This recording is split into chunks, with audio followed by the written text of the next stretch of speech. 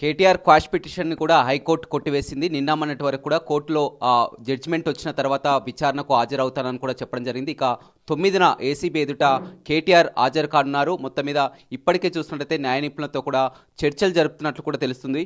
చెప్పండి, ఏం జరగబోతుంది? వరుసగా క్వాష్ పిటిషన్ కొట్టేషన్ జరిగింది. ఓవైపు ఈడీ, మరోవైపు ఏసీబీ. కేటీఆర్ అరెస్టు ఖాయమా? ఏమవుతుంది?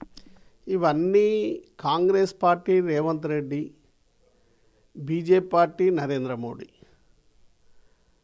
రెండు జాతీయ పార్టీలు ఏకమై కేటీఆర్ గారిని ఏదో రకమైనటువంటి అక్రమ అరెస్టు చేయాలనే ఆలోచనతో వాళ్ళు ఉన్నారు.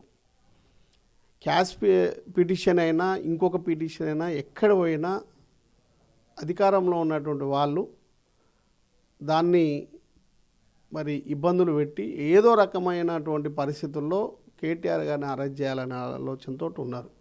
ఓకే, వాళ్ళు ఎన్ని చేసినా మరి కవిత ఏ విధంగానైతే మరి ఆనిముత్యంలాగా బయటకు వచ్చిందో అట్లనే కేటీఆర్ గారిని అక్రమంగా అరెస్ట్ చేసినా ఆయన కూడా ఆ విధంగానే బయటకు వస్తాడు. అందులో ఏమాత్రం తీసిపోయేది లేదు. ఎందుకంటే ఈ రేస్లో ఎక్కడ కూడా అవినీతి జరిగింది లేదు. ఈ తెలంగాణ రాష్ట్రానికి పేరు తీసుకురావడానికి, ఈ తెలంగాణ రాష్ట్రాన్ని ప్రపంచంలో ఒక గుర్తింపు తీసుకురావడానికి ప్రయత్నం చేసి ఈ రేసు మరి ఏదైతే ఉందో దాన్ని ఇక్కడికి తీసుకురావడానికి ఎన్నో ప్రయత్నాలు చేసి తీసుకొచ్చినటువంటి సందర్భం ఇది. ఒక ఈ ఎలక్ట్రికల్ సంబంధించినటువంటి హబ్బు తయారు చేయాలనే ఆలోచనతో తీసుకొచ్చినటువంటి సందర్భం ఇది. ప్రతి చదువుకున్నటువంటి మేధావులకు, విజ్ఞులకు మాత్రమే తెలుస్తుంది. మనసులో కల్మషం ఉన్న వాళ్ళకి ఏం తెలియదు, పొల్యూటెడ్గా ఉన్నటువంటి వాళ్ళకి ఏం తెలియదు.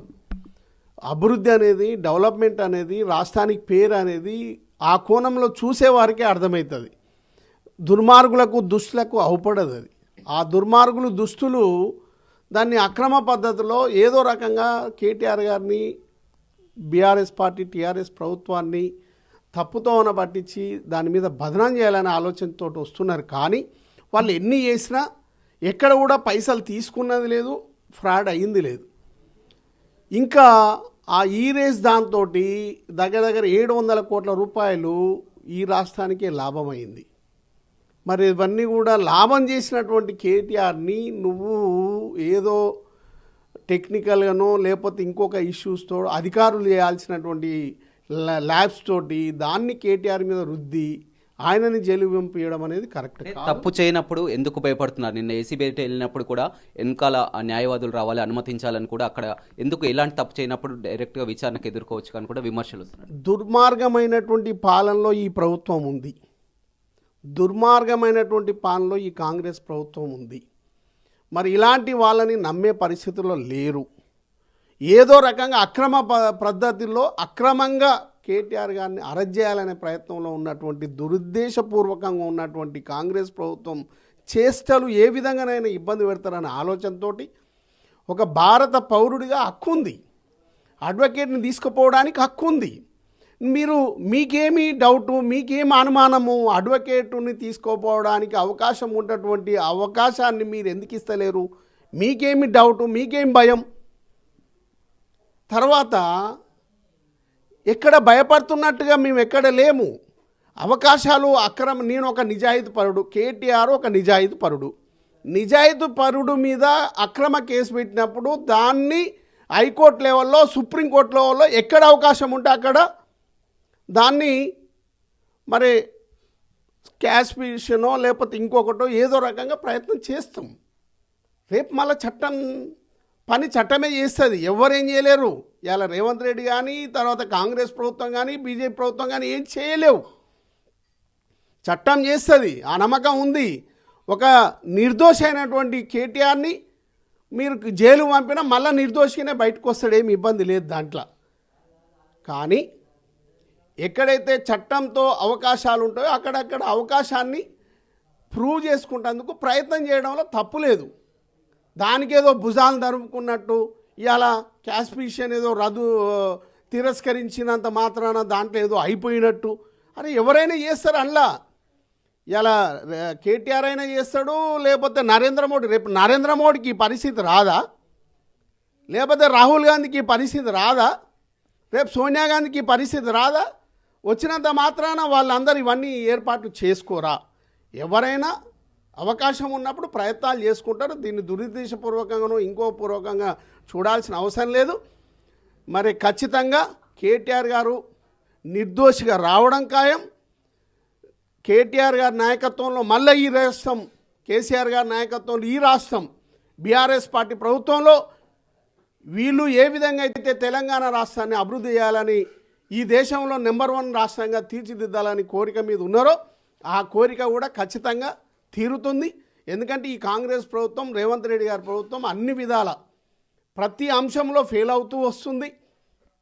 ఇవ్వాల్సిన 6 గ్యారంటీలు ఏవైతున్నా అవి ఇవ్వలేక, ఆడలేక మధ్యలో అనే దరువులాగా మరి ఏదో ఒకటి డైవర్షన్. కానీ మీరు అనుకున్నట్లు కూడా రైతు బంధు విషయంలో మీరు అనుకున్నట్లు కూడా ఇవ్వలేరని అనుకున్నారా? రైతు బంధు సేద్యం చేసే ప్రతి భూమికి కూడా 12,000 సంవత్సరానికి 12,000 కూడా ఇస్తాం, జనవరి 26 నుంచి అమలు చేస్తామని కూడా రేవంత్ రెడ్డి స్వయంగా ప్రకటించారు.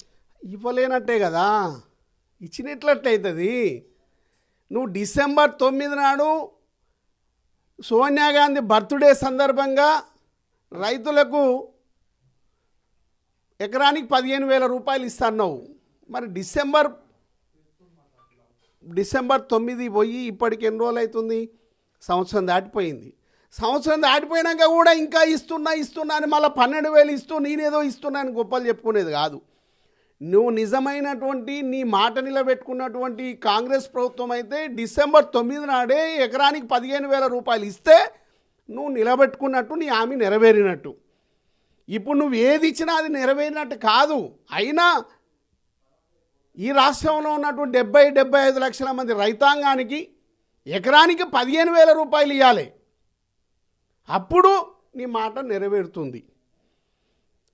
నువ్విచ్చిన హామీ నువ్వు ఇవ్వకుండా, అదేవిధంగా రైతులకు, కౌలు రైతులకు కూడా ఎకరానికి 15,000 రూపాయలు ఇస్తా అన్నావు, అవి ఇవ్వు. మరి అదేవిధంగా రైతు కూలీలకు కూడా, ఉపాధి హామీ కూలీలకు కూడా ఎకరానికి 12,000, మన వాళ్ళకు కూడా సంవత్సరానికి 12,000 రూపాయలు ఇస్తున్నావు, ఇవ్వు. ఆసరా పెన్షన్ 4,000 రూపాయలు ఇస్తున్నావు, ఇవ్వు. మరి అదేవిధంగా రుణమాఫీ ఏదో కాగితాల మీద రాపించి 30% మాత్రమే ఇచ్చినావు, 12,000 కోట్లు మాత్రమే ఇవ్వగలిగినావు. ఇంకా దగ్గర 28,000 కోట్ల రూపాయలు 70% ప్రజలకు ఇవ్వాల్సినటువంటి అవసరం ఉంది రుణమాఫీ. మరి దాన్ని పూర్తి చేయలేకపోతున్నావు. మహిళలకు కళ్యాణ లక్ష్మి, షాదీ ముబారక్ ద్వారా తులం బంగారం ఇస్తున్నావు, ఇవ్వలేకపోతున్నావు. ఇవన్నీ ఇవ్వలేక, నీ ఇచ్చిన మాటలు నెరవేర్చలేక ఏదో రకంగా మళ్ళీ ఇప్పుడు రైతు రుణమాఫీ ఎట్లయితే 30% ఇచ్చినావో గట్లనే ఇది కూడా ఏదో కొర్రీలు పెట్టి, ఏదో సందర్భంగా తప్పించి, ఏదో రకంగా 30% మాత్రమే ఇవ్వడానికి మీరు ప్లాన్ చేసుకుంటున్నారు. 100% ఇచ్చే పరిస్థితులు లేవు. 15,000 రూపాయలు ఇచ్చినప్పుడే నువ్వేదైతే రైతు భరోసా ఇచ్చినట్టు. 15,000 రూపాయలు ఇవ్వకుంటే నువ్వు ఇచ్చినట్టే కాదు. ఇవన్నీ కూడా కాంగ్రెస్ ప్రభుత్వము అట్టర్లీ ఫెయిల్యూర్. ఆ ఫెయిల్యూర్ని తప్పించుకుంటేందుకే కేటీఆర్ గారిని అరెస్ట్ చేయడానికి ప్రయత్నం చేస్తున్నావు. ఇది ప్రజలు గ్రహిస్తున్నారు, ఈ తెలంగాణ మేధావులు గ్రహిస్తున్నారు, ఈ తెలంగాణలో ఉన్నటువంటి విజ్ఞులు గ్రహిస్తూ ఉన్నారు. ఆనాడు తెలంగాణ రావాలని కోరుకున్న ప్రతి ఒక్కరు కూడా ఆలోచన చేస్తూ ఉన్నారు. కేసీఆర్ గారి ప్రభుత్వాన్ని పోడగొట్టుకున్నందుకు ఎంత నష్టపోతున్నామో ఈ తెలంగాణ సమాజం అంతా ఆలోచన చేస్తుంది. అందుకే రానున్న రోజుల్లో ఖచ్చితంగా ఏ అవకాశం, ఏ ఎన్నిక వచ్చినా మీకు బుద్ధి చెప్పడానికి సిద్ధంగా ఉన్నారు ఈ తెలంగాణ ప్రజలు. రైట్, చూడొచ్చు పూర్తిగా రేవంత్ సర్కారు డైవర్షన్ పాలిటిక్స్ చేస్తుంది. ఇచ్చినటువంటి హామీలను నిలబెట్టుకోలేకనే ఇవాళ అక్రమ కేసులు, అరెస్టులు అంటూ కూడా చేస్తున్నారు. అయినా కానీ బీఆర్ఎస్కు అరెస్టులు, జైల్లో కొత్తేమి కాదు, కడిగిన ముత్యంలా కేటీఆర్ బయటికి వస్తారు. ఎలాంటి కేసులైనా ఎదుర్కోవడానికి బీఆర్ఎస్ పార్టీ సిద్ధంగా ఉందని నల్గొండ మాజీ ఎమ్మెల్యే కంచర్ల భూపాల్ రెడ్డి చెప్తున్నారు. Vote studio. మరిన్ని వీడియోస్ కోసం ఛానల్ ని సబ్స్క్రైబ్ చేయండి. లేటెస్ట్ అప్డేట్స్ కోసం వాట్సాప్ ఛానల్ ని ఫాలో అవ్వండి. అండ్ లింక్ డిస్క్రిప్షన్ లో ఉంది.